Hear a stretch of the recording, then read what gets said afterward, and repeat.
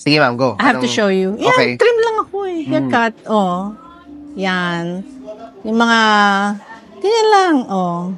Haircut lang po. Ayan. Oo, kasi I don't have the luxury of time. Sabi nila mga 3-4 hours. Magpapa-appointment ako ulit if Sige that's po. the case. Okay. Kasi may kasama Okay. akong pinsan. Sige po. Meron din siyang appointment. May anak. No, may baby. Sige. Yung cut po natin, ganyan. Sorry, I cannot. What do you think? Yung palagay mo, anong pati na feel? ulit, ma'am. Anong feel mo? Okay lang, mas maganda dyan, ma'am. Okay.